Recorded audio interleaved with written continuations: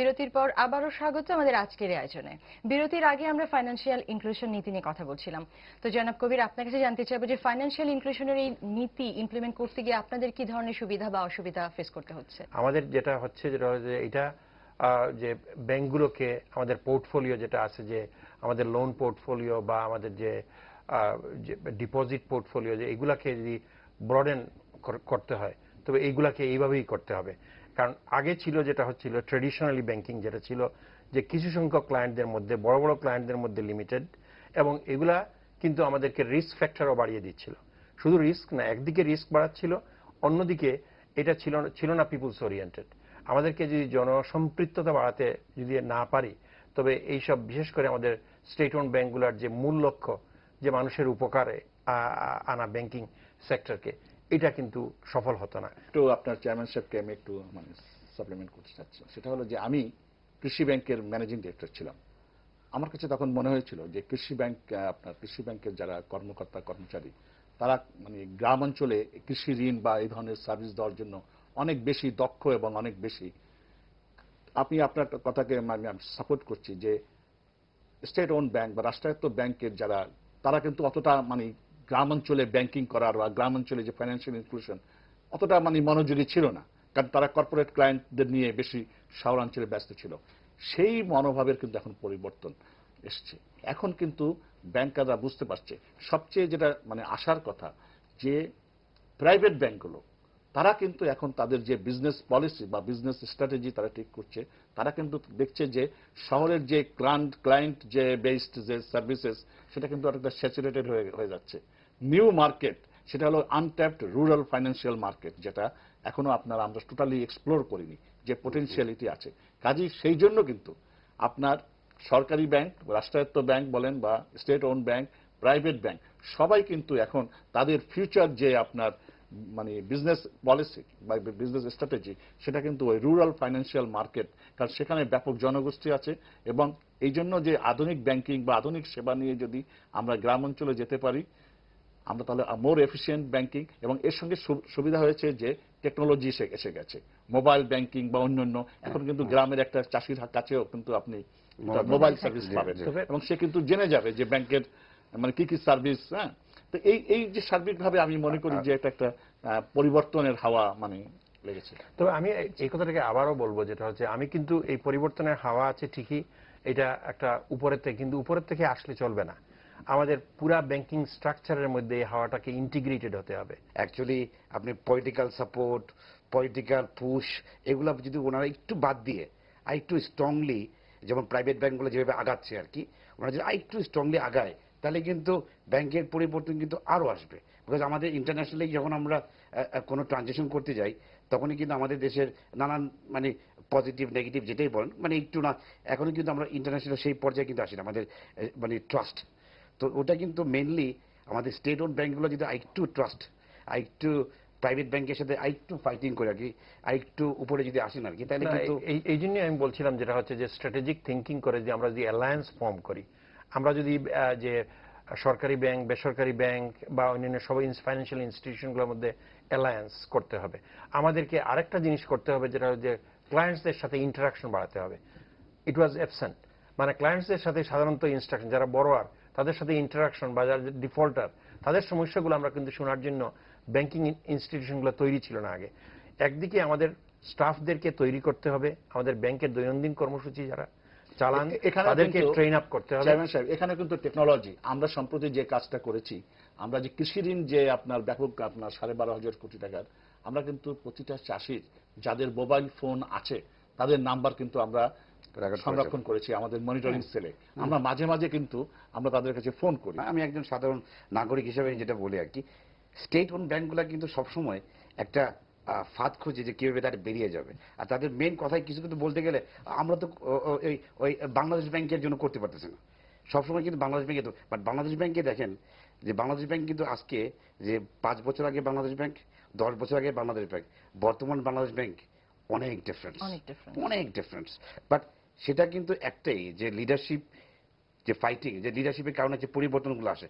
আমাদের state ode ব্যাংকের যে আমি হয়তো অনেক এমপ্লয়মেন্ট যারা আছেন আর কি, তাদের কিন্তু একটাই অজুহাত, কিছু বলতে গেলেই বলবে আমাদের বাংলাদেশ ব্যাংকের জন্য আমরা এটা করতে পারি না, বাংলাদেশ ব্যাংকের জন্য ওটা করতে পারি। আসলে তাদের চেষ্টাই নাই। মানে আমি ব্যক্তিগতভাবে মনে করি যে আমাদের পুরা স্ট্রাকচার নিয়ে স্ট্র্যাটেজিক থিঙ্কিং করতে হবে। আমাদেরকে পুরা ম্যানেজমেন্টের জন্য একটা long term vision, short term vision, যেমন রাষ্ট্রীয়ভাবে আমাদের বর্তমান সরকার ভিশন 2021 ঘোষণা করেছেন, এটা একটা ব্রড ফ্রেমওয়ার্ক আছে। আমাদের প্রত্যেকটা ব্যাংকেও ব্যাংকিং সেক্টরে লং টার্ম ভিশন থাকে। আমি আপনাকে হেল্প করি। আমরা কিন্তু সম্প্রতি বাংলাদেশ ব্যাংকে আমরা 5 বছর মেয়াদী আমাদের একটা স্ট্র্যাটেজিক প্ল্যান যে আমরা কিন্তু ফাইনালাইজ করেছি এবং সেটা পাবলিশড হয়েছে। এবং আমরা কিন্তু প্রতিটা ব্যাংকে কিন্তু আমরা নির্দেশ দিয়েছি তারাও তাদের যে 5 ইয়ার্স যে কোথায় তারা যেতে চায় নেক্সট 5 ইয়ার্সে, এগুলো আপনার ডিটারমিন করে এগুলো স্ট্র্যাটেজিক প্ল্যান তৈরি করা। আমি ব্যক্তিগতভাবে বলবো যেটা বাংলাদেশ ব্যাংক ব্রড ফ্রেমওয়ার্ক দিবে, they should not go for micro planning. এবং বাংলাদেশ ব্যাংকে যেটা করতে হবে, যেটা ওইটা করছেন ওনারা, আমরা আমাদের জন্য করেছি, আমরা প্রত্যেকটা ব্যাংকে বলেছি তারা তাদের নিজেদের আমরা নিজের চোখে দেখা আর কি। যেমন বাংলাদেশ ব্যাংক কিন্তু এই যে নভেম্বরের 1 যে আপনার ওই অটোমেটিক পেমেন্ট সিস্টেম আসা, এটার জন্য বাংলাদেশ ব্যাংক কিন্তু বছরের পর বছর কিন্তু ফাইট করে আসছে। একটা কারণে শুধু এতদিন আজকে লেট হলো, সেটা হলো কি জানেন, স্টেট ওন ব্যাংকের জন্য। প্রাইভেট ব্যাংকগুলো কিন্তু অনেক আগেই রেডি হয়ে গেছিল। তাদের যখনই অটোমেটিক পেমেন্ট সিস্টেম আসবে, অনেকে অনেক ধরনের তাদের চিন্তা ধারণা আছে। এই স্টেট ওন ব্যাংকগুলোর কারণে কিন্তু হয় না। ওনারা বলে যে ওনাদের চেকটা ঠিক মতো পাচ্ছেন না, ওনারা এটা ওনারা বলতে গেলে বলবে কি যে আমরা তো ওই গাজীপুর সিকিউরিটি বাংলাদেশ ব্যাংকে দিয়েছি, তো ওনারা ডেলিভারি দেয় না, এই জন্য আমরা করতে পারি নাই। আই ডোন্ট থিঙ্ক ওইটা ঠিক না। মানে পুরা জিনিসটা হচ্ছে যেটা হচ্ছে যে ব্লেম গেমের কোনো প্রয়োজন নাই। মানে আমাদেরকে যেটা করতে হবে যেটা হলো যে আমরা we are not ready as yet অনেক কিছুতেই। কারণ আমাদের অটোমেশন প্রক্রিয়া, আমার ব্যাংকে যে রূপালী ব্যাংকে যেটা করতেছি যেটা হচ্ছে যে আমরা একটা ইন্টারন্যাশনাল টেন্ডার করেছি, এখন আগামী মাসের মধ্যে will be able to award it, এবং এটা টার্নকি বেসিসে করছি। যেটা হচ্ছে যে পুরা অটোমেশনের জন্য আমার 492 ব্রাঞ্চকে phased manner over a period of 2 to 3 years how we can মানে আমরা এই যে অটোমেশন করতে পারি। বাংলাদেশ ব্যাংক কিছুদিন যাবত বিভিন্ন রেস্ট্রিকশনস প্রয়োগ করছে, লাইক ইন্টারেস্ট রেট ফিক্স করে দেয়া, সার্ভিস চার্জ ফিক্স করে দেয়া, পেনাল ইন্টারেস্ট চার্জ করা। তো এতে ব্যাংকিং এর আধুনিকায়ন এবং অর্থনীতিতে কি ধরনের প্রভাব পড়ছে বলে আপনি মনে করেন? দেখুন, আমরা ব্যাংকিং লিবারালাইজেশনে বিশ্বাসী এবং এদেশের ব্যাংকগুলোর যথেষ্ট লিবারালাইজেশন করা হয়েছিল।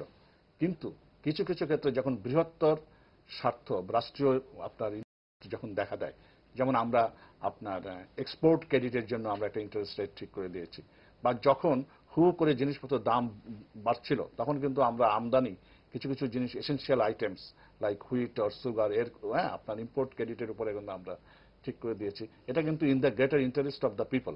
ইদানিং আমরা অনেক এটিএম বুথ দেখতে পাচ্ছি, তো ইন্ডিভিজুয়াল এটিএম বুথসের কারণে যে পরিমাণ বৈদেশিক মুদ্রা প্লাস অর্থ ব্যয় হচ্ছে, সেটা যদি কমন এটিএম নেটওয়ার্ক করা যেত তাহলে কি হতো আপনার? আমি বলবো যে রূপালী ব্যাংক এই পথের, আপনার যে প্রশ্ন যেটা, এটা সঠিক প্রশ্ন, এবং আমরা এই যাত্রা শুরু করেছি। যেমন আমরা ব্র্যাক ব্যাংকের সাথে আমরা জয়েন্ট রূপালীর যে এটিএম চালু করার ব্যবস্থা নিয়েছে। হবে কি, আপনার অনেকগুলো ছোট ছোট ব্যাংক আছে, প্রত্যেক ব্যাংক যদি আলাদাভাবে না করে, তারা যদি একটা কমন প্ল্যাটফর্মের মাধ্যমে, চেয়ারম্যান সাহেব একটা কথা বলেছে অ্যালায়েন্স, এই অ্যালায়েন্সের মাধ্যমে বা কমন পুলের মাধ্যমে, তাহলে কিন্তু অনেক খরচও কমে আসবে, সময়ও বাঁচবে, এবং যেটা হবে কাস্টমাররা অনেক ব্যাংকের নিজস্ব কোনো চিন্তা ভাবনা আছে, কাস্টমাররা বেনিফিটেড হবে।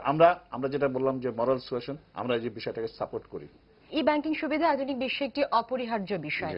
তো ই ব্যাংকিং প্রসারের জন্য আমাদের দেশে কি করা যেতে পারে? ই ব্যাংকিং মানে আমরা অনলাইন ব্যাংকিং এ যেটা বলি আর কি, এটা সুবিধা যেমন আছে অসুবিধা আছে আর কি। আমরা তো এতক্ষণ সবকিছু সুবিধার কথাই বললাম আর কি। আমার একটু যেমন আমাদের দেশে কিন্তু মোর দেন 80% পপুলেশন যারা আছেন তারা কিন্তু অ্যাকচুয়ালি ই ব্যাংকিং মানে কি, তারা কম্পিউটারে বোঝে না, এমনকি তারা অনেকে নিজের অনেক কিছু লিখতেও পারে না, পড়তেও পারে না। একটু Bangladesh bank and other bank, state own bank, private ব্যাংকরা যদি একটু পাবলিশ, মানে কিভাবে জিনিসটা ইউজ করা দরকার, তার পজিটিভটা কি, তার নেগেটিভ পার্টটা কি, এই জিনিসগুলো যদি একটু মানে সাধারণ পাবলিকের হাতে পৌঁছে দেয়, তাহলে কিন্তু আমাদের সাধারণ পাবলিক কিন্তু